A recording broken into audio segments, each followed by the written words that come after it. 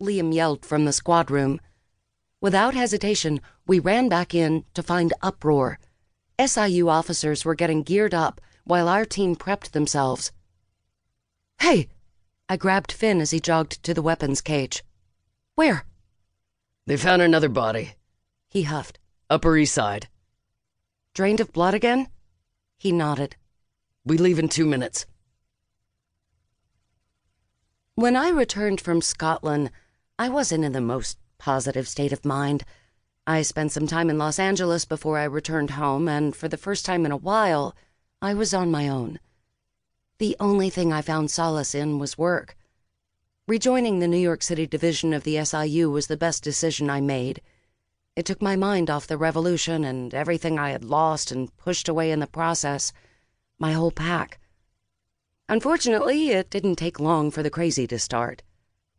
For the past few months, we'd been dealing with a vampire serial killer. The victims ranged from human to supernatural, no particular pattern, and they were left, drained of their blood, in random parts of the city. We hadn't been able to pinpoint the next victim's location. The only thing we knew was that it happened every Sunday, like clockwork.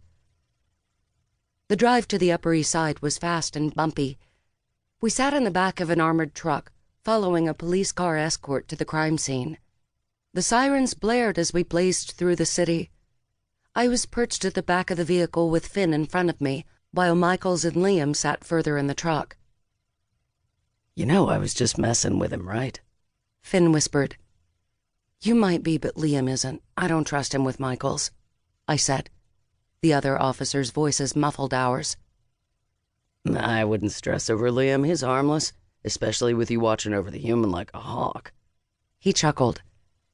"Just lay off him, Finn. He doesn't need to distrust his own team." "He shouldn't be on the team, Grey. We spend more time looking out for him than anything else. He's fragile." "Don't underestimate Michaels." There was a silence between us as I stared at the Reaper's pitch-black eyes. He nodded but didn't say anything else for the rest of the ride. The back doors to the truck ripped open and we ran out like SWAT into a closed-off street in Carnegie Hill, an upscale neighborhood in the Upper East Side. A massive metallic tent covered the crime scene to keep onlookers, both civilian and human officers, from taking a peek. My team of 4 burst into the tent to find a pale white body, its eyes sunken and wide open, lying on the ground. Our supernatural CSI was already there, collecting evidence and taking pictures. "Anything, Tom?" Michaels asked one of the investigators. "Same as always, no DNA or shred of viable evidence," Tom said as he squatted by the body and tipped the victim's chin with his pen. "Just these 2 puncture wounds on the neck and its body drained of blood." "What is he?" I mumbled. "The victim?" Tom started. "He's human. That muzzle of yours not working, Princess?" Liam came up from behind me. I reached over and grabbed the vampire by the front of his shirt. "How many times do I have to tell you to stop calling me Princess? You're asking for a beating," I growled. He laughed. "You? Give me a beatdown? You guys hear this?" Liam pushed me away. "You can barely swat a fly, Grey. That's what happens when you're moonbound." The vampire chuckled and walked around me to speak to one of the crime scene investigators. I stood stock still as I processed what he'd said. It couldn't have been that obvious. I hadn't told anyone that I'd stopped shifting, that my wolf now relied on the full moon. How did Liam know? My gaze wandered around the enclosed area, and everyone stared like I was a ticking time bomb, ready to explode, like they knew my secret.